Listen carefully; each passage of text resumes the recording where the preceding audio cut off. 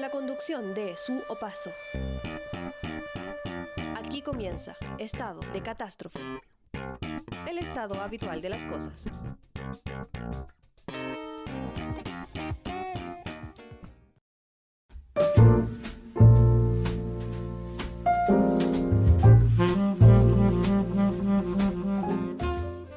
Bien, vamos a comenzar a grabar este podcast. No podemos hacer vivos porque no tenemos las condiciones técnicas para hacerlo, así es que van a tener que escucharlo en Spotify. Conéctense a Spotify en Estado de Catástrofe, búsquennos así como Estado de Catástrofe, y también lo pueden ver en mi canal de YouTube, que sería genial que se suscriban porque no me sigue nadie y sería muy bueno que se suscriban para que este podcast siga existiendo y podamos pagarle a una persona que nos suba esto al Spotify y al YouTube.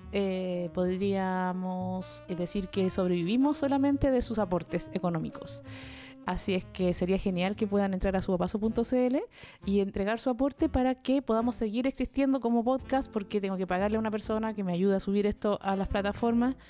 El otro día alguien me decía, hagamos un podcast, pero tú sube el podcast, a lo mejor alguna amiga lo hace gratis. Claro que tengo un primo que es ingeniero y te cobra solo 50 lucas por capítulo. Y me daba cuenta de que volvemos a reproducir ese fenómeno que tanto se ha criticado, ¿no? Esa idea de que las mujeres trabajamos gratis. Entonces, si es una amiga, tiene que hacerlo gratis. Pero si es un amigo, hay que pagarle 50 lucas por cada episodio. Y yo estoy muy de acuerdo en que hay que pagarle a la gente para hacer su trabajo, pero no entiendo muy bien por qué a los hombres se les paga siempre por hacer su trabajo y en cambio a las amigas se les pide que hagan el trabajo solamente porque son buena onda y son buenas amigas. O sea, por amor. O sea, el amor sigue siendo, como decía Silvia Federici, el amor es trabajo no pago. Y no, me carga a mí, me carga esa cuestión. Entonces yo no trabajo con gente a la que no le voy a pagar. Y me parece explotación. Explotación es cuando alguien hace el trabajo por ti para que tú hagas tus cosas. Hay otro que trabaja gratis. Entonces yo no estoy de acuerdo. De todas formas, como estaba en una crisis económica tremenda hace tiempo y esto se ha profundizado, cerramos las bolsas como con una caída históricas y se habló incluso en la prensa internacional de Viernes Negro. Porque las bolsas del mundo están a la baja, por lo menos estaban así hasta el día viernes. Hoy es domingo cuando estoy grabando esto. El lunes no va a estar abierto seguramente los indicadores y el martes vamos a ver si hay algún repunte o algo, pero estamos en una crisis económica muy potente y siempre nos pega muy fuerte, así es que siempre estamos tratando de difundir el trabajo de algunos emprendedores o gente que es parte de la comunidad, es parte de nuestras escuchas, pero que está siempre en la sobrevivencia y con sus mini pymes, con su emprendimiento o con sus pequeños comercios. Siempre le estamos dando la difusión a la página de germen.germinar en Instagram. También tiene una página web y son yerbateros de oficio, extractos herbales, fitocosmética, acompañamiento en el uso de plantas medicinales. Te envían a domicilio sus gotitas, sus aceites, y puedes entrar a Germen Germinar en Instagram, que siempre nos entregan sus aceites y sus cremitas, y gracias a eso yo tengo la juventud que tengo. Ustedes saben que yo tengo 130 años, pero con las cremas de Germen Germinar estoy estupenda. Y también queremos difundir el trabajo de @.mágico.artediamante. Yo no tenía idea lo que era, pero básicamente tú te metes en el Instagram de @.mágico.artediamante y le das tu foto favorita y ellos te entregan un pack para que transformes esa foto en una especie, no sé cómo llamarlo, es como si fuera como un rompecabezas, pero de diamantes. No sé cómo aplicarlo. Entre a la página, míralo el trabajo que hacen en @.mágico.diamante, porque nos encanta. Es así, @.mágico.artediamante. Quizás lo dije bien, siempre lo dije bien, pero bueno, también me desconcentro.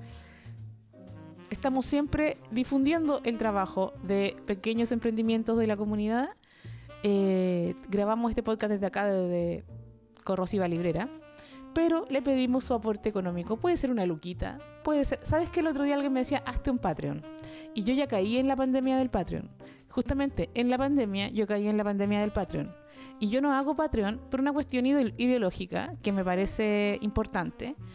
que tiene que ver con la lógica de las élites, porque muchos artistas hacen Patreon para que gente que les gusta el trabajo te apoye poniendo plata para que tú puedas seguir componiendo música, haciendo estos podcasts, haciendo un medio o haciendo tu trabajo.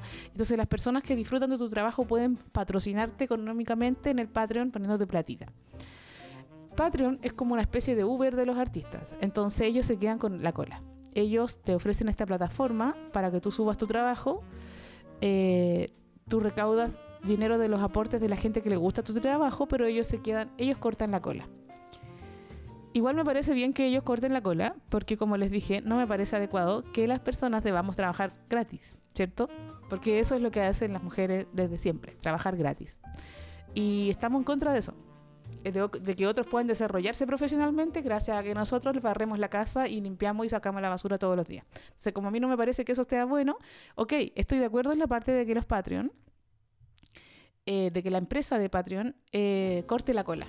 Lo que no estoy de acuerdo es algo un poquito más profundo, que tiene que ver con que el Patreon funciona a través de la idea de las élites, encuentro yo, porque los que aportan económicamente reciben privilegios. Por ejemplo, las personas que ponen de 1 a 5 lucas todos los meses tienen derecho a una foto tuya. No sé, por decir cualquier wea. Los que ponen de 6 a 20 lucas van a tener derecho a un video exclusivo para los que tienen aportes de 6 a 20 lucas. Y los que ponen más de 21,000 pesos van a tener, no sé, derecho a tu poto. No tengo idea, ¿cachai? Pero siguen en la lógica de que los que aportan económicamente tienen privilegios que los que no aportan no tienen. Y entonces yo dejé de participar en los Patreon de alguna radio en la que estuve alguna vez en pandemia y todo, porque no me parecía bueno que los que tengan plata para aportar reciban privilegios, sino que yo quería que los que pueden aportar aporten, porque hay gente que no puede aportar pero igual va a tener derecho a disfrutar del programa aún sin tener plata. Entonces yo pensaba que teníamos que organizarnos de una forma en que los que puedan aportar, aunque sean 1,000 pesos, aporten, sabiendo que hay miles que no van a poder aportar, pero los que sí tienen un poco ponen para que todos puedan disfrutar del trabajo. Y no que los que aportan disfruten de más cosas y los que no tienen plata no pueden disfrutar de tantas cosas. Porque eso es como demasiado capitalista para mi gusto, y entonces por eso nos armamos nuestra página web, subopaso.cl. Lo primero que tú vas a ver desplegado donde dice subopaso.cl, vas a ver desplegado el link de aportes económicos y puedes aportar desde 1 luca para arriba. Entonces ese aporte nos ayuda a seguir trabajando, a seguir teniendo, no sé, un mejor micrófono o cosas así que hacemos con esa plata. Tampoco nos estamos haciendo ricos, pero quizás poner un anillo de luz más decente podría ser una buena inversión para esa platita, ¿no? Esta semana, que ya han pasado varios días desde que ganó el rechazo, pasó el 18 y estamos en una especie de limbo donde han pasado un montón de noticias que no me he hecho cargo. Incluso he querido evadir la realidad. He querido salir de la horrible realidad de vivir en Chile. He querido, como muchos otros, quizás anestesiarme en choripanes, anestesiarme con empanadas, anestesiarme comiendo tallarines, ese es mi caso, anestesiarme con el tusi, con el copete, con lo que sea, con los terremotos, anestesiarme. Incluso estuve en TikTok anestesiándome por TikTok. ¿Cómo lo hacen ustedes para sobrevivir al triste hecho de vivir en Chile? A la situación en la que vivimos, que hemos estado golpeados por pandemia, estallidos, inequidades sociales, falta de derechos, un estado capitalista neoliberal salvaje. Más encima a nivel global, digamos que aumentó el peligro de un ataque atómico, porque Putin estuvo anunciando que va a preparar a personas que no son militares para que empiecen a incorporarse a la guerra, ¿cierto? Y que está dispuesto a usar armas nucleares. Incluso yo necesitaba, entre más entendía la realidad, supe que prácticamente está casi aprobado el TPP-11. Y cuando decían que menos mal que había ganado Boric, porque si no hubiera ganado Boric hubiera salido Kast, y si hubiera salido Kast hubiera sido terrible, porque se iba a aprobar el TPP-11, o porque iba a seguir Yáñez a cargo de Carabineros, o porque Piñera iba a poder escapar del país en total impunidad, o porque las ciudades contaminadas iban a seguir siendo como desastres biológicos, y como que ya ahí, y como los pacos van a seguir violando los derechos humanos de los estudiantes que se manifiestan, y es como ya como que todo lo que se suponía que tenía que ganar Boric para que no pasara, está pasando. Y yo igual lo suponía, nunca confié en ese señor, pero es súper fuerte porque es como ver todo el mundo progre. Siempre es fuerte ver al mundo progre en silencio mientras van a aprobar el TPP-11. Si aprueban el TPP-11, me parece que es de las cosas más que favorecen el subdesarrollo, y es más profunda, que favorece la inequidad de países en desarrollo como el nuestro. Es distinto ser un país que ya tiene derechos laborales, que ya tiene muchos derechos, como leyes que favorecen a los trabajadores, y que se incorpora al TPP-11, porque el problema de estos tratados es que te obligan, sobre todo el TPP-11, te obliga a responder legalmente frente a ciertas condiciones económicas, y si tú cambias las condiciones de los inversionistas, tienes que ir a un tribunal ad hoc y pagar multas millonarias que no podríamos pagar. Entonces, por ejemplo, si se instala aquí una mina, por decir cualquier cosa, debido al tratado del TPP-11, y ellos tienen que pagar un sueldo mínimo de tanto. Después no vamos a poder aumentar el sueldo mínimo, porque si le aumentamos el sueldo mínimo de los chilenos, esa mina va a decir: ustedes me están cambiando las reglas del juego y los voy a llevar al tribunal. Entonces eso sería un estancamiento, sería como que hasta aquí llegamos con nuestras ideas de mejoras de derechos y de tener un capitalismo un poco más proteccionista, un poco más de bienestar, como lo tienen en Alemania y en otros países, que querríamos nosotros tener un capitalismo.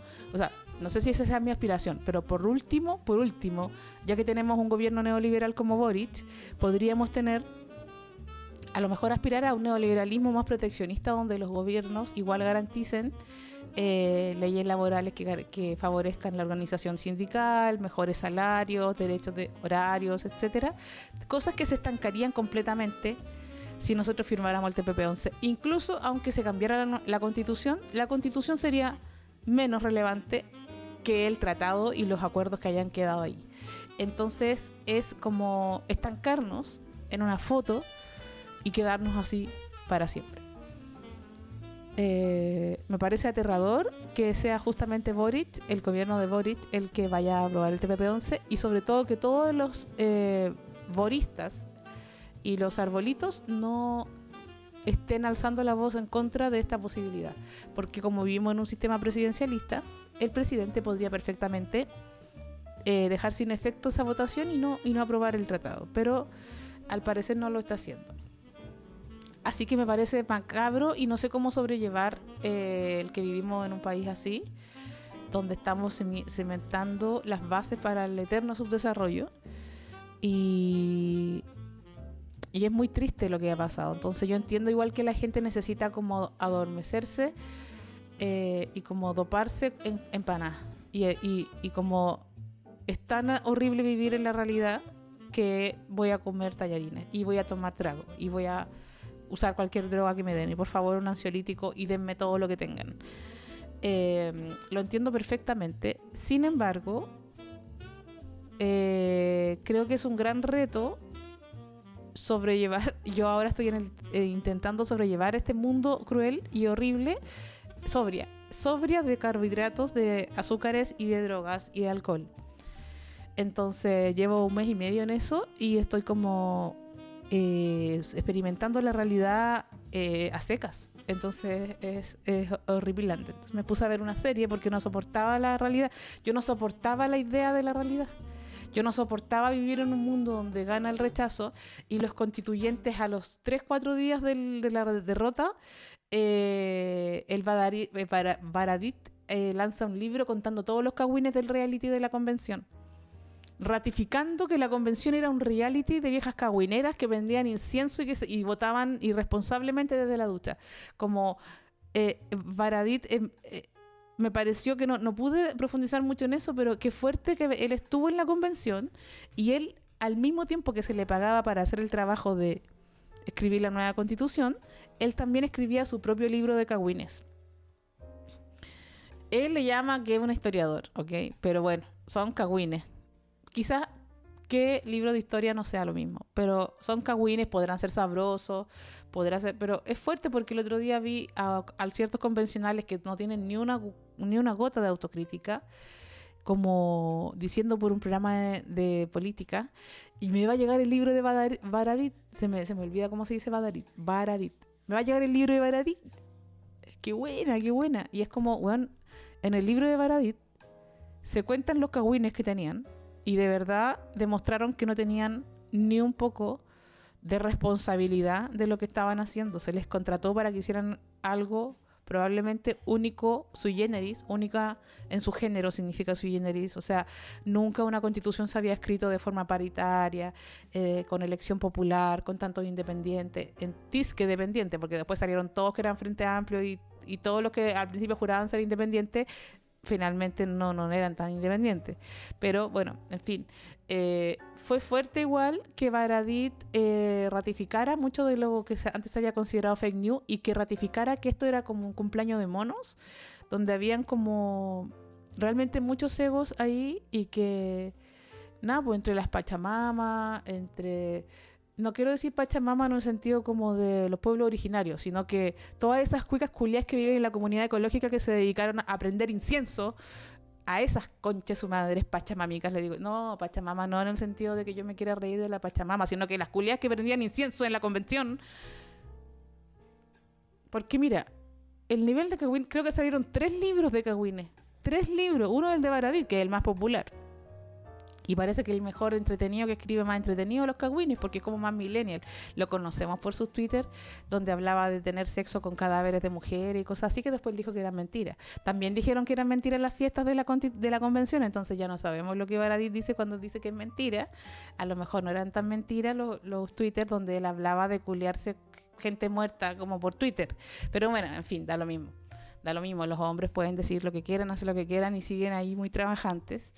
Y las mujeres que miramos feo a otra mujer estamos canceladas para siempre. Bueno, se escribieron como 3 libros de cagüines, y en otro de los libros de otro convencional también hablan de los cagüines. Ahí yo les decía las tupi-tupi, y las tupi-tupi eran esas convencionales regias estupendas, que bueno, muy lindas, y era como de verdad ustedes eran imbéciles. Eran gente imbécil, o sea, yo pensaba durante todo este proceso que había que defender la convención, aunque fueran puros charlatanes y que seguramente todos eran fake news, y de huevo salen los libros y digo, sí, eran huevones, me lo ratifican con sus propios libros, donde ustedes estaban preocupados de esta especie de cagüineo como de cuarto medio, de las amigas, de las regias, de las no regias, de los carretes, de quién se metió con quién. Hay un libro de una loca que como que habla de quién se metió con quién, de verdad.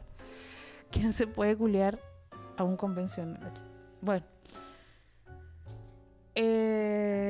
lo que pasó después de la derrota de la prueba ha sido todavía más vergonzante que muchas de las cosas que se suponían que eran falsas, que ahora resultó que no eran falsas. En fin, pasó eso, pero pasan tantas otras cosas que yo tenía que anestesiarme. Yo no quería seguir viviendo en este país de la tristeza, donde ya no tenemos nueva constitución. Y esta noche que estoy grabando esto, Checho Irane, comediante, el colega Checho Irane, celebraba 20 años de carrera. Yo anoche tuve un show de stand-up muy explosivo, con mucha adrenalina. Teníamos un lleno total con toda la gente del programa del panel Sin Respeto. Estaba la Ruffinelli, estaba Lady Garfia, estaba Germán Heim, el Negro Cuico. Hicimos un show explosivo, larguísimo, entretenido, la gente en llamas, lo pasamos la raja, y pensaba, oye, yo tengo como 5 años haciendo comedia, 4 o 5 años. ¿Qué va a pasar cuando tenga 20? Llegaré a lo de Checho Irane. Yo llegaré a hacer como 20 años y celebrar un día como Checho Irane 20 años. Y estaba celebrando Checho Irane en un teatro muy elegante. Este es el cagüín que les tengo. Checho Irane estaba celebrando su cumpleaños de comediante número 20, cosa que no sé si yo tengo que aspirar, francamente. A pesar de que ayer tuve una noche tan exitosa, cuando uno tiene un show tan bacán, como con tanto público, como con tanta risa, como con tanto cariño y como tanta energía, uno dice, sí, esta cuestión es bacán, vamos a seguir en esto, pero no sé si llego a los 20 años de stand-up, francamente. Checho Irane llegó a los 20 años. Celebró en un lugar muy elegante e invitó a todos sus amigos, la gente de la UDI, la gente de RN, los patriotas, la gente de la radio de agricultura, todo muy progre. Y de repente la gente de los republicanos, no estoy segura si son los republicanos, no sé quiénes son el grupo de Pancho Malo, que yo no le quiero decir Pancho Malo, le vamos a decir Francisco más o menos, porque igual me da miedo esa gente, como que me da miedo que me persigan y me maten, ponte tú. Entonces yo le voy a decir Francisco más o menos, llegó a hacer como una manifestación en contra de Checho Irane y de la gente de la UDI, sobre todo de la gente de la UDI. Imagínate cuán de derecha tiene que ser Checho Irane para que llegue Pancho Malo a decirle amarillo, y le hizo un tremendo escándalo en su cumpleaños. Ahora, hace como una hora atrás, era Francisco más o menos y su gente diciéndole a todos los de la UDI que eran muy amarillos, ¿cachai? Como muy progre, como que eran los comunistas de su barrio, ¿cachai? Y cuando yo veo esto, y paralelo a eso, en Italia gana la candidata de ultraderecha, nacionalista también, antiderechos de homosexuales, antiderechos de mujeres, antiaborto, antimigraciones, todos esos discursos como neofascistoides.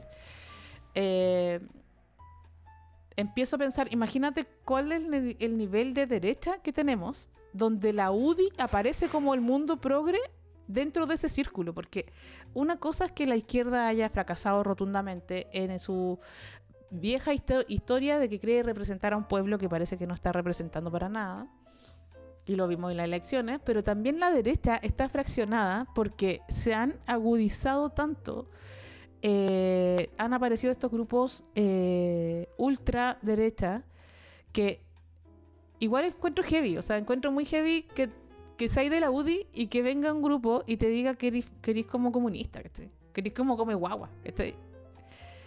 De verdad, ¿qué tan ultrafascista tienes que llegar a ser? Como, ¿qué tan de derecha tienes que ser para que llegue alguien a insultarte por no sé, por chavista, que encuentran que la UDI es demasiado de izquierda? Entonces, qué fuerte Checho Irane igual, que ya logró algo que yo jamás he logrado, que yo tengo como 4 años y tanto, como 4 años, pero entre medio una pandemia igual, como que tampoco es como 4 años y un paréntesis de pandemia bien extraño. Pero qué tan de derecha tienes que ser para que hayan grupos de derecha que te encuentren, o sea, eres tan de derecha, eres tan republicano, eres tan nacionalista, eres tan esencialista, eres tan chauvinista, que encontráis que la UDI se vendió.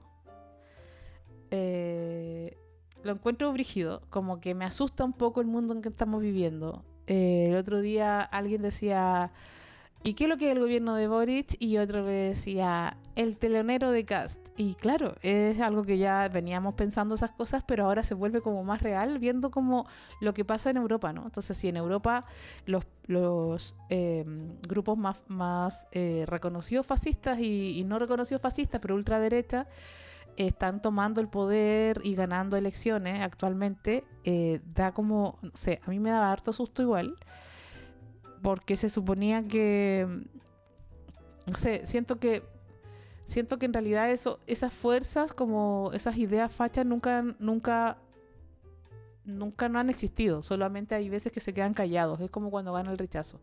Esa gente no sale a la calle, no anda diciendo que es del rechazo, pero son caletas, son muchos. Han estado ahí siempre. Están en silencio, pero están esperando su momento para hacer la jugada. Y cuando ocurren cosas como en el caso de Europa, la guerra de Ucrania, exacerba estas posiciones más extremas y da sustito. O sea, que gane la ultraderecha en Italia me da mucho miedo. Entonces pasan tanto estas cosas que es difícil vivir. Yo entiendo a la gente que se vuelca al alcohol o a los ansiolíticos, o que necesita sustancias o cosas para como poner su mente en remojo, porque igual, ¿quién puede tolerar? Acaba de pasar un escándalo durante los últimos días de la semana pasada. Se revelaron que un hacker, como que, o algunos hackers, no tenemos idea quiénes son, develaron 400.000 correos de los milicos chilenos. Y es un escándalo internacional. Es un escándalo porque se supone que los militares resguardan como la seguridad. En el caso tradicional era para que ningún, no sé, pues, país extranjero nos invada, qué sé yo. Pero también sabemos que la política del enemigo interno que impone en la Escuela de las Américas, donde estudió la señora Bachelet y que está muy inserta acá en Latinoamérica y en Chile sobre todo, funciona para un enemigo que pudiera ser dentro también. Bueno, pero pensamos que nuestras Fuerzas Armadas, que reciben casi todas las platas que... Imagínate la cantidad de plata que reciben esos tipos del cobre y todo, los fondos reservados y todo eso. O sea, en Chile tienen muchos recursos. O sea, los milicos tienen demasiado más recursos que, por ejemplo, el Ministerio de Cultura, por decir algo muy patético, ¿cachai? Como, digo patético porque lo que recibe el Ministerio de Cultura debe ser como lo que gastan los milicos en confort, no sé, una wea así, o quizás sea menos. Entonces es tanta la plata que gastan que uno supone que tienen gente de inteligencia, ingenieros, gente que estudia, que está preparada, y no, mandan las weas por correo electrónico. Parecen señoras, ¿cachai? Se parecen a mí, ¿cachai? Yo soy una señora que con cuidado mando correos, ¿cachai? Que apenas escribo los WhatsApp. Ok, lo entiendo, pero estamos hablando de la seguridad nacional. Si creyéramos todo ese cuento, ¿cachai? Y el día 19 de septiembre se devela que se filtraron 400.000 correos. Y cuando se develan, yo digo, esto es un escándalo, esto no puede ser. ¿Cómo puede ser que se devele la información de seguridad de los milicos? ¿Cómo puede ser que se demuestren estos correos que son privados de las gestiones que hacen ellos? Y sobre todo quiero saber qué dicen. Porque lo primero que yo pensé, esto es un escándalo, no puede ser, pero quiero saber qué dicen. Quiero saberlo todo. O sea, este es el momento en que vamos a saber quién quemó el metro. Y uno supone que van a salir cosas así, como litigios de, no sé, hasta el momento llevan una semana leyendo los 400.000 correos que además te encargó. O sea, ¿quién es la persona? Que pobre periodista, pobre grupo de periodistas que tiene que estar leyendo esa sarta de estupideces, porque igual imagínate leer tú, que te toque a ti leer 400.000 correos de militares. O sea, sería una pega que te juro yo no podría, o sea... Si tuviera que leer 400 correos, solo 400, de pacos, ya estaría media loca. Pero imagínate de milico. Que como, sí, lo vi, fuimos y uno dice, ahora se va a saber la papita, ahora se va a saber quién quemó el metro, vamos a saber quién planificó el estallido, porque eso obviamente requiere una organización, y eso de yo no voto, me organizo, perdóname, pero nosotros ya no nos organizamos, cabrón. O sea, yo entiendo que haya gente que está organizada, pero yo francamente no organizo ni mi closet, ¿cachai? Hasta los libros los tengo desordenados en la librería. Tengo toda la cagada, los poemas combinados con ciencias sociales, matemáticas, todas las weas revueltas. Yo no me organicé, hace mucho rato que yo no me organicé. Pero uno dice, vamos a ver la verdad. Y aparecen verdades de los 400.000. Pobre gente que está leyendo esos correos. Y la verdad que aparece es alucinante. Es como gastan miles de pesos, de tiempo, de recursos, me refiero a horas hombre, a personas que trabajan en eso, y autos, teléfonos, inteligencia, toda la weá, para perseguir grupos feministas, para perseguir ollas comunes, para perseguir pobladoras que se organizan para juntar leche. Y no pueden encontrar esa relación entre ellos y el estallido social, entre ellos y el narcotráfico. O sea, son gente que se reunía efectivamente a juntar leche para los niños pobres. Entonces yo digo, de verdad, uno piensa que al develarse estos 400.000 correos se va a saber que, no sé, estábamos como enfrentando una situación de fronteras con Argentina, anda a saber algo importante. No, weón, están weyando las ollas comunes. Y sería todo lo importante que han develado en más de una semana. Y yo quería saber la información importante, o sea, qué relación tienen los grupos, quién organizó el estallido social. Yo quería saber eso porque yo no me convenzo de que mis compañeras de izquierda, de que la gente que yo conozco esté organizada en nada, francamente. Porque con Cueva se organizan para ir a hacer el recicle. Entonces, de verdad, francamente, no me las veo quemando 25 estaciones de metro cuando están organizando ollas comunes, repartiendo verduras entre los vecinos, ¿cachai? Yo quería saber la verdad. Me parece un escándalo que se haya develado, pero yo quiero saber la verdad. O sea, me debato entre esas dos cosas. Y ahí me meto a TikTok porque la realidad me parece espantosa. Yo pienso que los militares están haciendo un trabajo de inteligencia, pero que requieren miles de dólares porque obviamente están velando por nuestra seguridad. Y están comentando de los días de vacaciones que se van a pedir.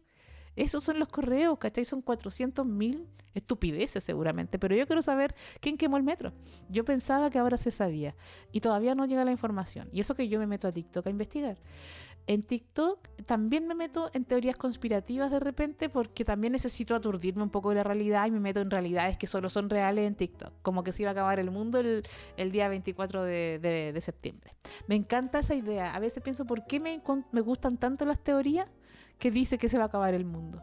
Y a veces pienso, ¿qué tan cagado tienes que estar? ¿Qué tan mala tiene que ser tu vida? ¿Qué tan sin salida tienes que ver tu futuro? ¿Qué tan agobiante tiene que ser tu día a día para que desees que se acabe el mundo? Para que creas cualquier teoría conspirativa y predicción de los Simpsons que te dé la esperanza de que venga un meteoro y se acabe el mundo. O sea, ¿qué tan endeudado tienes que estar para que tu única salida sea que se acabe el mundo? ¿Qué tan aburrida, patética y dolorosa tiene que ser tu existencia para que lo único que quieras es que Hagabanga, no sé cómo se llama, tenga razón? Para que Nostradamus tenga razón, para que cualquier chanta que viaja en el futuro de TikTok tenga razón y el mundo se acabe y al fin se te acabe y no tengas que llegar a pagar la cuenta a fin de mes. ¿Por qué nos metemos en esa teoría? Y en eso me metí a ver series.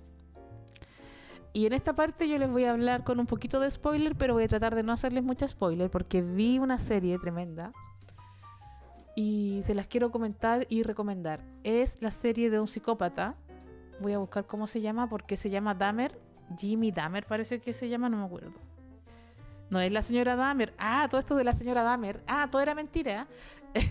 La semana pasada estuvimos comentando la noticia de la señora Dahmer. Jeffrey Dahmer se llama el tipo. Y la serie también se llama así. Jeffrey Dahmer. La señora Dahmer, que no es Jeffrey Dahmer, es una señora muy dije. Apareció estuvimos comentando la noticia que apareció para el 18 de que la señora Dahmer habría sido asesora de un político que estaba vinculado con el narcotráfico. Eso salió en el diario Interferencia y yo quiero aclarar que efectivamente parece que todo era una fake news o era un reportaje con antecedentes quizás falsos y que había sido desmentido todo por el gobierno y por la señora Dahmer y por los abogados. Incluso parece que el mismo FBI había dicho que había pedido hablar con la señora Dahmer, pero no como que ella esté imputada o en investigación, sino que le habían pedido si podía ir a entregar datos o algo así. Y fue desmentido los datos que entregaron en el reportaje. Pero después ellos dijeron que no había sido desmentido. Incluso el gobierno entregó como una declaración en un papel, que yo lo puse en mis redes sociales igual. Pero otros medios dijeron que no era tan así. Entonces quedamos en nada. Como suele pasar, que no sabemos cuál es la verdad, pero sí sabemos que Interferencia se victimizó mucho. Y como decía la misma Alejandra Matus en el programa La Cosa Nostra, probablemente a ellos les llegó la información por algún motivo. Entonces ahí se nos abre como un misterio mucho más grande que si el mundo se va a acabar en la última teoría de TikTok. Y es que ¿quién le pide Interferencia y quién le entrega datos? ¿Quién entregó esos datos a Interferencia para que ellos hicieran ese reportaje? Ellos también, claro, no investigaron, no profundizaron, no chequearon suficiente a lo mejor y cayeron con hagamos este reportaje porque si nos entregan esta carpeta con todos estos datos debe ser verdad. Lo lanzan y después empieza a caer todo esto y ahí viene la pregunta, pero cuando te entregan esta carpeta, ¿por qué? ¿Quién quería sacar a la señora Dahmer? ¿Quién quería lanzar todo este rumor sobre ella? ¿Por qué la querían fuera? Y creo que son cosas que como tantas otras nunca vamos a ver. No sabemos quién quemó el metro, no sabemos quién se robó la plata de los Paco Gate, de los Milico Gate, y tampoco seguramente vamos a saber qué pasó realmente con la señora Dahmer. Pero sí, yo quiero reconocer que fue un tremendo escándalo cuando fue desmentido el reportaje que estuve comentando en el capítulo pasado, por mi falta de profesionalismo también y mi falta de investigación, que llegué y tomé los datos del diario Interferencia sin chequear y luego aparecen el gobierno diciendo que todo eso no era verdad. Y cuando el gobierno dice que algo no es verdad, yo les creo. Porque ¿cómo se me podría llegar a pasar por la mente que el gobierno viene a mentir? Eso yo nunca lo pensaría. Yo me quedo con la verdad que me dice mi gobierno. Porque yo soy una persona respetuosa de las instituciones. Necesitaba, con lo agobiada que me siento, y con 1 mes y medio de dieta, que estoy en un proceso con el grupo Goce, y estoy en un proceso, en una terapia, y estoy comiendo muy poquito, como muchas cosas, pero como muy poco filo. No quiero que nadie me dé recomendaciones de que está bien o que está mal, porque me importa una bola de rajas todas las opiniones sobre mi alimentación.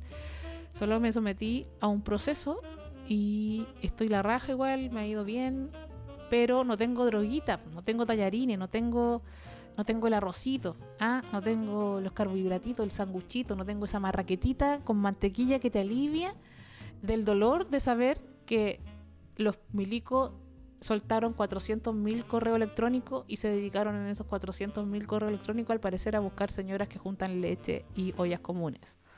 Ese dolor, ese sufrimiento, yo lo tenía que pasar con algo. Me metí a Netflix, que es algo que no engorda. En teoría, o sea, igual uno se pone a comer con Netflix, pero yo en realidad me puse a ver una serie tan asquerosa que se las voy a comentar ahora, que se llama Dahmer, pero no es la señora Dahmer, este es otro Dahmer, es Jeffrey Dahmer, un asesino en serie. Real, es un caso real, un tipo de real de esos que uno ve en las noticias a veces y que aparece con que tenía como cadáveres en su refrigerador. Ese es el tipo. Y me pongo a ver la serie y voy a quizás lanzar algunos spoilers, pero no tanto, porque es una historia que está ultra conocida y es un caso súper famoso. Y también no les voy a contar las partes como muy emocionantes para que ustedes quieran ver la serie, pero básicamente el tipo mató a decenas de personas y me dio mucha rabia y me llenó de mucha ira. Y he comentado con gente que la ha visto, que la están viendo este fin de semana, la rabia que me da. Era un hombre blanco, mediocre, un gringo de esos gringos que llegan a ser colorados. El gringo típico sin gracia. Estamos hablando de que él era el asesino en serie descubierto por ahí por los años 90. Kurt Cobain, toda esa onda. Yo era un adolescente triste en aquel tiempo. Y Dahmer era un weón patéticamente triste. No solo era triste, sino que macabro. El tipo asesinaba homosexuales. Él era homosexual. Asesinaba homosexuales, los guardaba, los descuartizaba, se los comía, los guardaba en su casa. Era asqueroso. Y él encontró... No quiero hacerles spoiler, pero quiero hablarles de cosas que me parece que son políticamente muy relevantes. El tipo, como era un blanco, piel de ese blanco como, no sé, como... Ese hueón tan cuico que se le ve la piel colorada, porque es transparente, tiene la piel transparente, se le ve la sangre que le corre por las venas. Ese nivel de ario,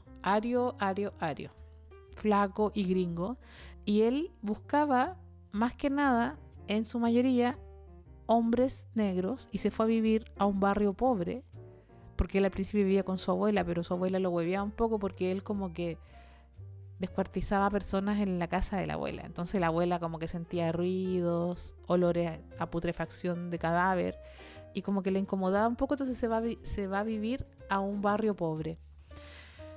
Y elegía como víctimas más que nada a hombres homosexuales negros y pobres, en su mayoría, no todos, pero en su mayoría.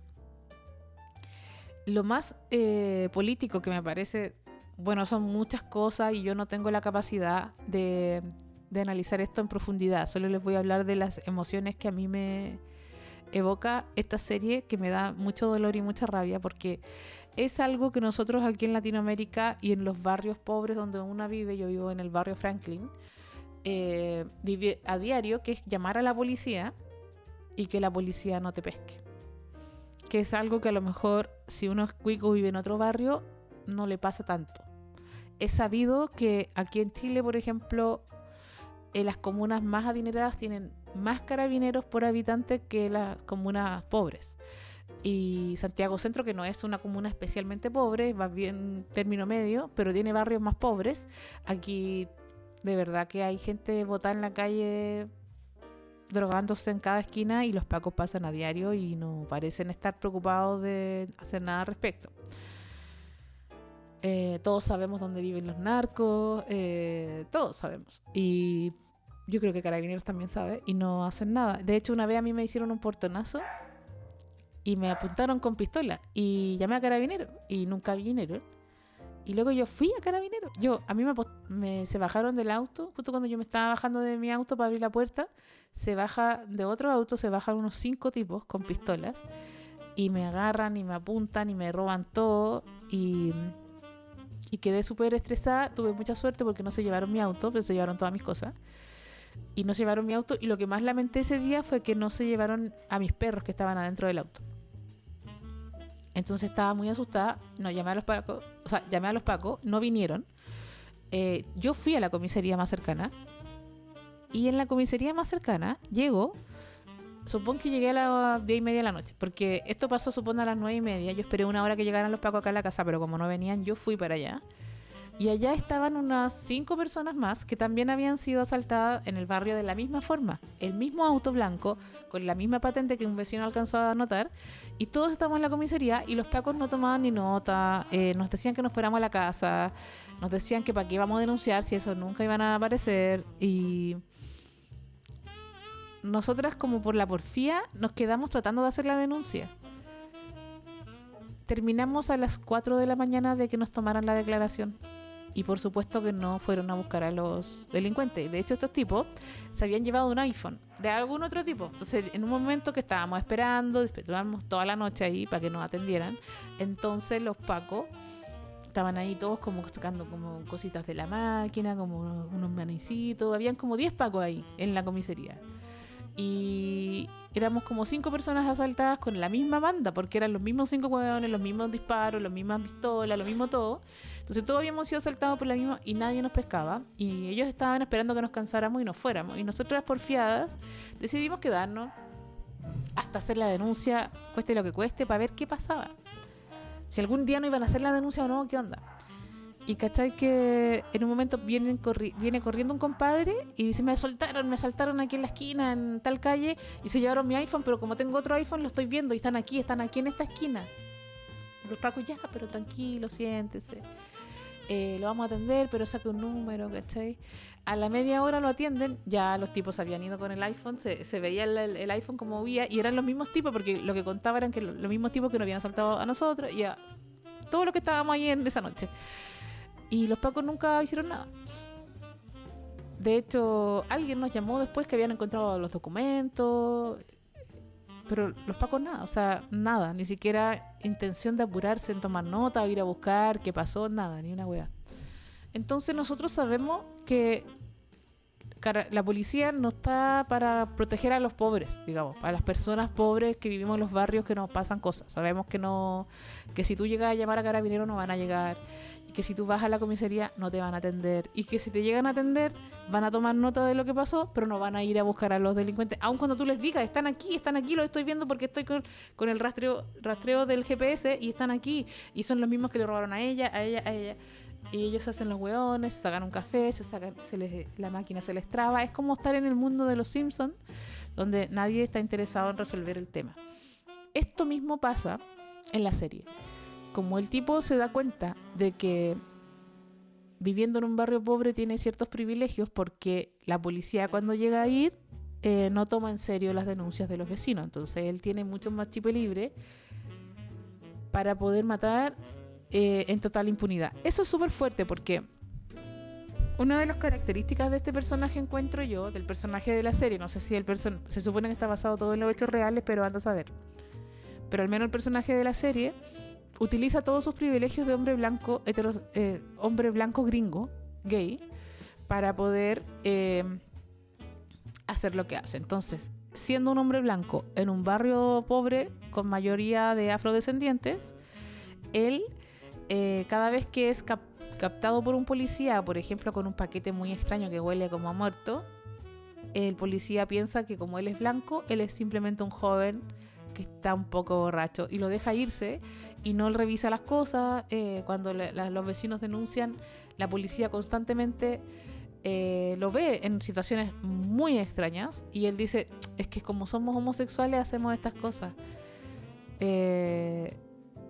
Y es como, entonces, además el tipo para justificarse utiliza que es blanco y por ser blanco los jueces le dan segundas y terceras oportunidades cuando él es un psicópata que ha tratado de abusar sexualmente y de asesinar gente y ha matado a mucha gente, pero nadie lo investiga porque es blanco.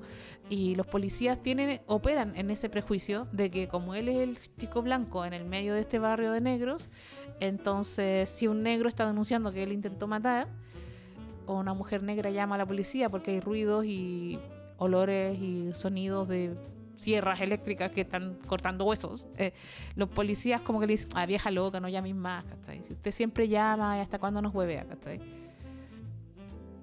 Y hasta último momento la policía opera desde ese prejuicio de que ese joven tiene actitudes un poco extrañas y él dice, es que como somos homosexuales, entonces él todo el tiempo está justificando que, no sé, estaba con un hombre, le puso unas esposas, intentó matarlo, pero él salió corriendo totalmente drogado y un poco herido, pero cuando el joven negro llega a la policía, ayúdenme que me quieren matar, él le dice, no, es que como somos gay, tenemos estas cosas raras. Y los policías encuentran muy razonable esa justificación. Y no siguen investigando. Y el tipo tiene cabezas de humanos en el refrigerador, ¿me entendí? Y como sangre chorreando en las paredes de todo su departamento. Y nunca lo pillan. Hasta que algún día lo pillen. Pero me pareció muy fuerte entender, o sea, ver en esta serie, que incluso en los gringos, en los años 90, está situada esta serie. Está situado este tipo que al ser un hombre blanco, igual él usa ser blanco para zafar de que la policía lo investigue y lo pillan antes, porque la pregunta que abre la vecina negra era la pregunta más importante, que era ¿por qué he tenido que llamar durante un año o durante años he estado llamando a la policía y la policía nunca me hace caso? ¿Por qué? Porque soy negra, porque este es un barrio pobre. Y cuando descubren todo, y entonces la pregunta que hace ella, estoy hablando del primer episodio, no quiero contarles como todo el desarrollo de la serie, pero ella le dice, es muy conmovedor, yo vi el primer capítulo 2 veces y la segunda vez me puse a llorar a mares porque es demasiado terrible todo lo que uno tiene que ver ahí en esa serie. De hecho, no creo que personas que son muy frágiles emocionalmente no la vean.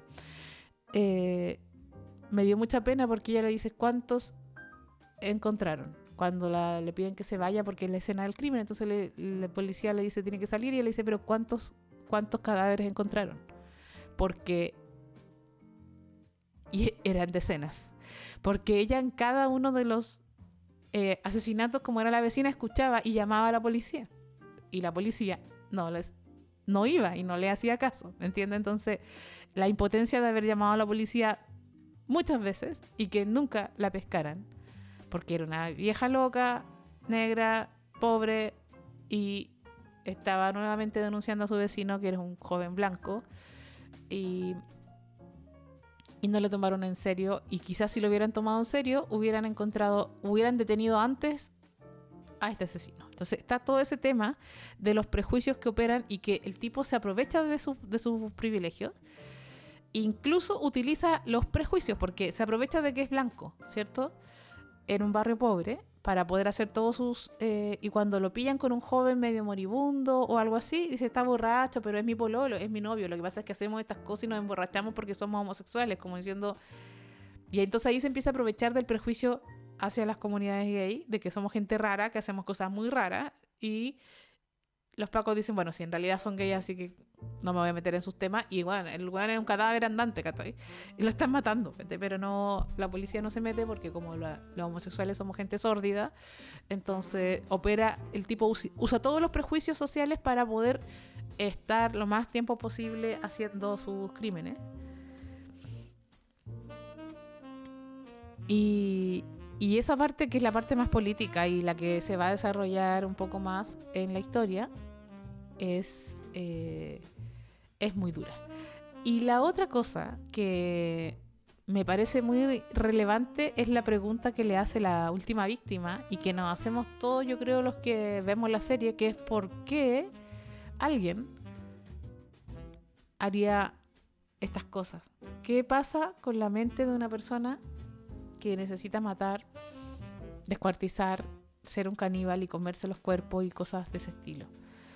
¿Y por qué pasa eso? Porque yo no soy así, porque mucha gente no es así, pero hay otros que sí, porque en Estados Unidos hay más gente que es así, o da la impresión, quizás sea un error de percepción, pero me da como la impresión de que los gringos tienen más casos de ese tipo que otros países. Será algo en la cultura de ellos que enajena, que cosifica de tal manera a las personas que logran deshumanizar, porque la palabra enajenación, si lo vemos desde un punto de vista marxista, la palabra enajenación significa como deshumanizar, sacar de sí, estar extrañado, no ser quien eres, no eres una persona. Entonces cuando tú estás tan enajenado, estás tan fuera de ti, estás tan deshumanizado o tan vuelto cosa, o el otro se vuelve una cosa y tú ves al otro como una cosa, y claro, como eran mayoría de jóvenes negros y pobres, da mucha rabia porque era un tipo que mataba a hombres negros y gays que tú amabas. Entonces, obviamente está hecha así la serie para que los tipos eran encantadores y hubieran sido tus mejores amigos, y el weón los mataba de las formas más atroces que puedes imaginar. Entonces, es muy cruel la serie, muy cruel el caso. Y aparece la pregunta, ¿por qué ellos hacen esto? ¿Por qué existe gente capaz de hacer algo como esto? Y en esa pregunta de por qué puede existir gente capaz de hacer algo como esto, en la película, el papá, cuando recién le dicen que él es un asesino, él piensa que a lo mejor su hijo hizo eso porque lo operaron de la vesícula cuando chico. Y entonces yo me acordé de mi abuela, porque mi abuela también siempre se da explicaciones biologicistas de las cosas. Como, no, es que tu tata era así, entonces obviamente si tu tata es así, tú también tienes eso. Como que hay algo en la biología hereditario biológicamente. Cuando nosotros hemos estudiado, por ejemplo, yo he estudiado tanto el feminismo y las teorías queer, lo que más nos hemos preocupado es de desnaturalizar las explicaciones de lo social, entender que lo social se explica por lo social y no por la naturaleza biológica. Y hemos querido nosotros convencernos y convencer al análisis de la sociedad de que las cosas que pasan en la sociedad se explican por procesos que son culturales y sociales y no por la biología. Tanto es así que los movimientos queer, por ejemplo, exploran todo lo que son las transformaciones de género o de sexo, que se considera un hecho natural. Hasta cierta época se consideró un hecho natural, o por ciertas corrientes del feminismo y de la gente se sigue considerando que el sexo es algo natural, el sexo biológico, y como se puede modificar, entonces decimos todo es mutable en la sociedad. La sociedad creó el sexo. Incluso, ¿por qué decimos eso? Porque no queremos pensar que alguien que mata porque le falta algo o le sobra algo en el cerebro. ¿Por qué tenemos esa idea? Porque nosotros queremos pensar que si hay alguien pobre, no es porque tenga algo en el cerebro o genéticamente esté diseñado para ser pobre, sino que son las condiciones sociales las que lo transformaron en pobre y por lo tanto puede modificarse, porque la sociedad se modifica y entonces modificará la conducta de las personas. Si pensáramos que la gente es así porque genéticamente está hecha para ser, por ejemplo, delincuente o asesino o lo que sea, pensaríamos que no hay vuelta, que la gente nace así, por ejemplo, pobre o delincuente. Y entonces si la gente nace delincuente porque tiene algún gen de delincuente, pues entonces rápidamente se avanza en la teoría más facha, como lo que estamos viviendo en Europa ahora. Pues esa gente hay que matarla, porque esa gente nació con el gen de la delincuencia y son pobres porque toda esa cultura es pobre, porque son hijos de su tata y su tata era así, ladrón y pobre, no sé, o asesino.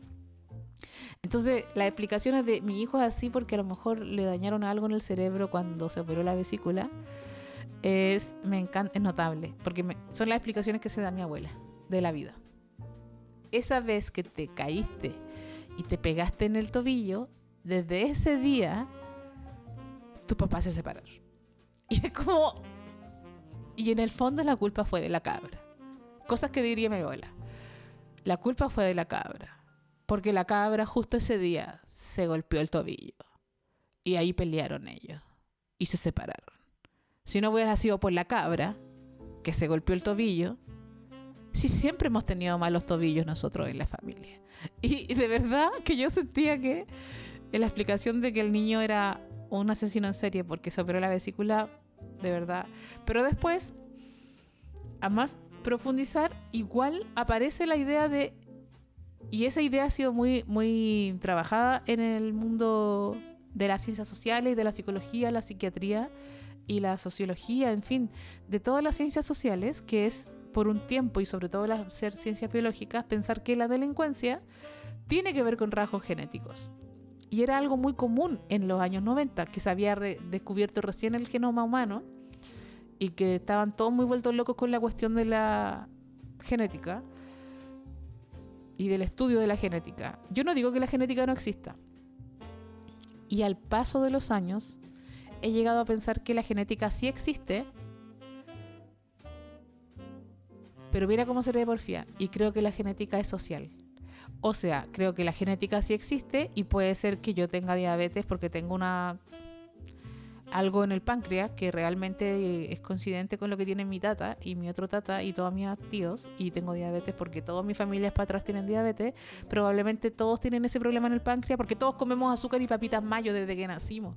En mi familia todos comimos tallarines y papitas mayo. Cada 18, cada año nuevo, cada Navidad se celebró a punta de papitas mayo. Y comemos los mismos postres. Y cada vez que estamos alegres comemos las mismas cosas. Y cada vez que estamos tristes comemos las mismas cosas. Entonces, nuestro páncreas es así. Sí, y nuestra familia es así. Desde mi mamá se alimentó así, mi abuela se alimentó así, mi bisabuela se alimentó así. Y todos tenemos las mismas enfermedades. Y todos seguramente, si nos estudian el páncreas, van a ver que tenemos un páncreas con características similares. Pero creo que eso se debe... que tenemos un páncreas que tiene tendencia a, no sé, dejar de funcionar y empezar a hacer diabetes, te lo creo. Pero probablemente ese páncreas también tiene eso porque generación tras generación nos hemos alimentado de esta forma en esta familia. Si a lo mejor cambiáramos esa alimentación, al cabo de algunos pasos de generaciones, quizás nuestros páncreas tendrían otras capacidades y no desarrollarían a lo mejor la misma diabetes. Se transformaría nuestra genética porque cambiamos nuestra forma de vida. Por lo tanto, yo lo que digo es que a lo mejor la forma de vida altera la biología. Y la biología existe. Pero no quiero pensar que es determinante. Y esto se exacerba, intentan pescar todos nos hacemos la misma pregunta durante la serie. ¿Por qué este joven es así? Y la serie explica que él fue abandonado por su padre, que su mamá era suicida y depresiva y tenía mucho síndrome de abandono, por eso vivía con la abuela. Y yo pensaba, sí, esto debe influir, pero ¿sabes que a mí también me abandonó mi mamá? Y mi papá no existe en mi vida desde los 13 años y cuando existieron violento, pero yo no por eso ni siquiera pienso en matar personas. No se me ocurriría eso y me parece algo terrible. Entonces, y miles de personas hemos tenido una vida difícil y no somos asesinos en serie. Entonces digo, ¿por qué pasa esto? Y en la serie apuntan a que es un problema biológico, que hay algo genético que se traspasa y que el joven tenía este problema biológico, genético, que nació así. De hecho, él dice, yo nací así. A mí no me pasó nada. Él lo dice. A mí no me pasó nada que me haya hecho ser así. Yo siempre fui así. Y siempre quise hacer estas cosas. Y luego el padre piensa que como él tenía también estas ideas, pero él nunca hizo las cosas, pero igual tenía las fantasías de hacer esas cosas, aunque no las llevara a efecto, él piensa que él heredó esta mierda, se la heredó a su hijo.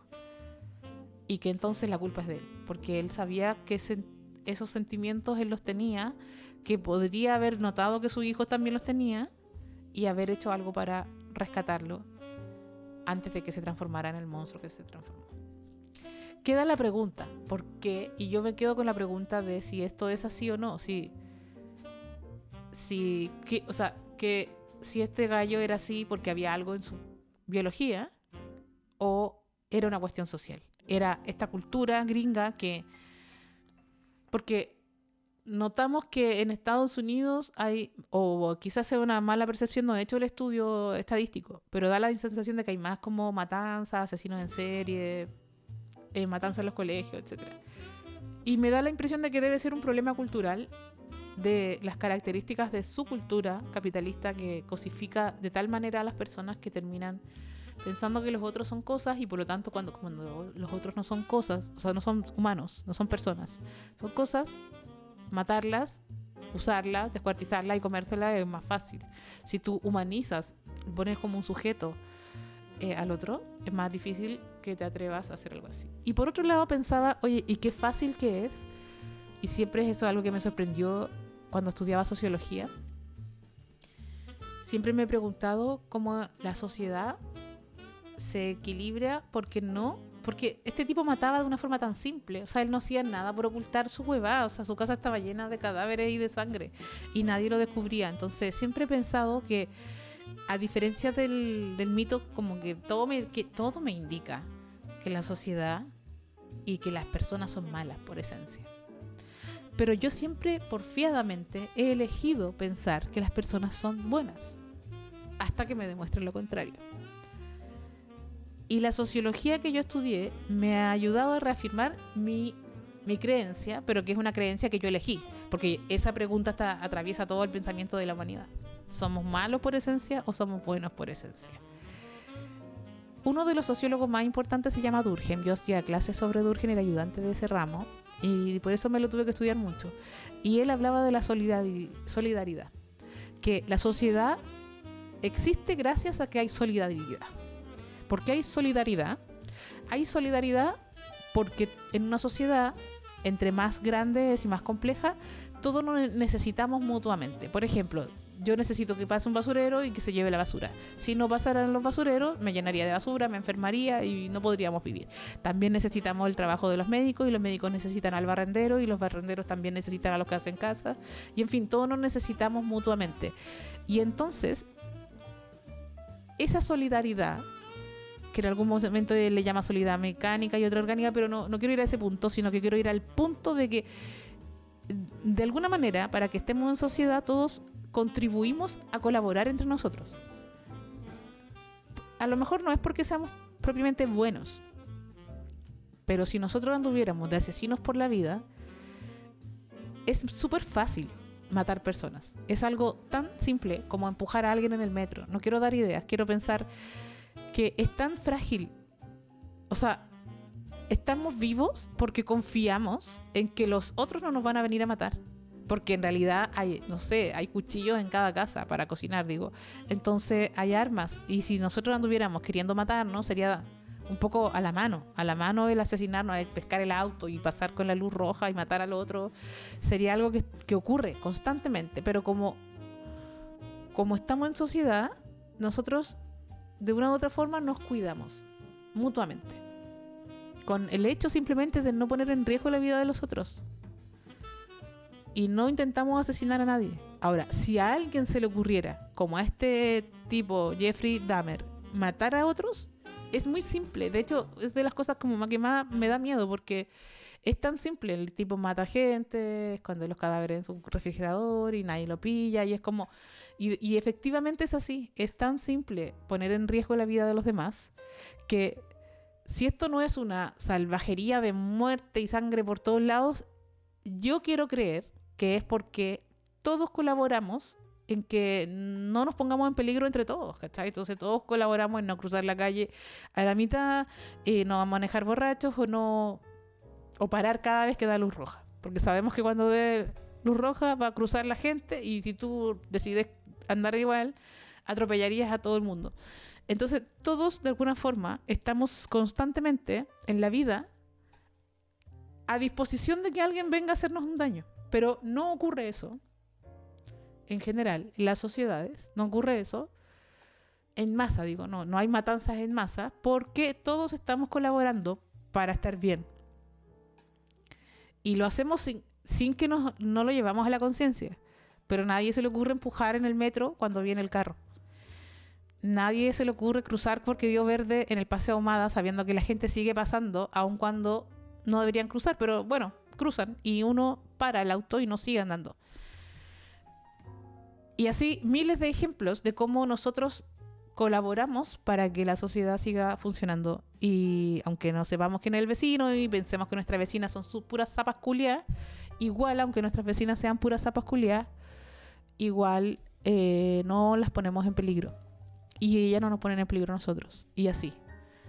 Entonces, cuando aparecen estos casos de gente que rapta niños, mata gente, etcétera, y como la sociedad no está como atenta a eso porque como que no pensamos que va a haber un asesino en serie, como que pensamos que todo el mundo se va a comportar dentro de la ley y de las normas sociales de colaboración, que al final son reglas de colaboración, que también nos oprimen, obviamente. Me dio mucho miedo pensar que yo misma he entrado a un departamento como ese, porque una de las características que tenían todos los que entraban a su casa era: oye, aquí hay un olor a muerto, como hay olor a mierda, como un olor a fétido, ¿cachai? Un olor horrible, y todo era sucio, y todo estaba desordenado, y todo era sangriento y como mal. Y yo pensaba, pero ¿cuántas veces yo he conocido a una persona y he ido a su departamento, y su departamento ha estado en condiciones similares? Tal vez no con olor a muerto, pero una casa que me dice: esta persona tiene problemas, o sea, esta persona está mal, o sea, nadie puede vivir en este basurero. Que ahí, como en la serie, una serie de terror y de suspenso, y tú sabes que él es un asesino, tú dices, es que obvio que si está así es porque es un asesino, pero en realidad a veces uno va a la casa de alguien y la persona tiene una vida como muy extraña, y uno... Igual yo he pensado, esta persona tiene problemas, pero nunca he pensado, esta persona me puede matar. Nunca he pensado eso. He pensado, esta persona está mal, esta persona no limpia su casa, esta persona tiene algún problema, pero nunca he pensado, me puede poner en riesgo a mí. O quizás, claro, de alguna forma me alejo de esa persona porque veo que tiene algo que está mal y con lo que yo no puedo entender o lidiar, pero nunca me he pasado el rollo, yo me tengo que ir de este departamento porque esta gente me puede matar, ¿cachai? No, he visto gente que es un caos nomás, un caos su vida, un caos su casa, un caos su departamento, y no me pasé nunca el rollo que esa persona me podía asesinar, ¿cachai? Entonces, como que esta serie me dejó pasándome cualquier tele y pensando en el horror, y sobre todo el racismo y como la cuestión de la policía que también está, pero también ¿qué hace que alguien haga estas cosas? ¿Será que es biológico? ¿Será que es social? ¿Qué genera que no todos hagamos eso? Porque no todos andamos pensando matar gente. Otra cosa que alguien me dijo, que había un caníbal que fue llevado a juicio porque pidió por el diario, por internet, que quería comerse a algún hueón, y alguien le contestó: yo quiero, y se juntaron, y el que quería comer se comía al otro. Y lo llevaron a juicio por asesinato, y él alegaba que esto había sido consentido. Y en ese sentido yo creo que es un poco diferente el caso, porque yo creo que si hay consentimiento, es un poco distinta la situación. Acá nadie quería ser asesinado y todos lucharon por su vida, que es lo más atroz y lo más cruel. Si hubiera consentimiento, igual me cuestionaría por qué alguien tiene estas ideas, por qué alguien, de dónde sacó esta persona estos sentimientos, esta idea de querer hacer eso. Me encantaría comprenderlo. Voy a tener que estudiar más. Si hay alguna psicóloga, psiquiatra, médico o alguien que tenga una teoría al respecto, ojalá que me escriba y me diga qué piensa, por qué ocurren estos casos, por qué no todos somos así, y qué ocurre con la gente que es así, por qué pasó. ¿Qué pasó? ¿Tiene un tumor este weón? ¿Le sacaron la vesícula y por eso pasó eso? Me dejó para adentro. Si la quieren ver, véanla. Y si no la pueden ver, no la vean porque da mucha pena. Les quiero contar que voy a tener un show de comedia el día 6 de octubre, pero ya está casi listo, vendido, no quedan entradas. Entonces voy a hacer un show de stand-up en vivo el día 27 de octubre. Es mi cumpleaños y voy a celebrarlo haciendo un show de comedia en el Canto Bar Bilbao. Las entradas están en subopaso.cl. Siempre estará en preventa un poquito más barata que en la vida real cuando llegas ese día. Entonces, y ya como además se agotan, mejor que las compren online al tiro, para que agarren cupo, porque no necesariamente van a ver para el día 27. Falta todavía, pero por eso les aviso, porque las del próximo show ya están agotadas. Entonces las del 27 son las que van a estar arriba, y si me quieren ver el show en vivo, y va a ser además mi cumple, así que si quieren ir ese día, va a ser muy genial, lo vamos a pasar demasiado bien y les espero. Recuerden meterse a las páginas de @.mágico.artediamante y de Germinar en Instagram para que apañen los emprendimientos de nuestra comunidad, que siempre estamos intentando darle su apañe. Y también aprovechen de patrocinar nuestro podcast para que yo pueda seguir haciéndolo, pagando esta luz y lo técnico y todo eso. Así que entren a subapaso.cl y se les quiere mucho. Chau, chau.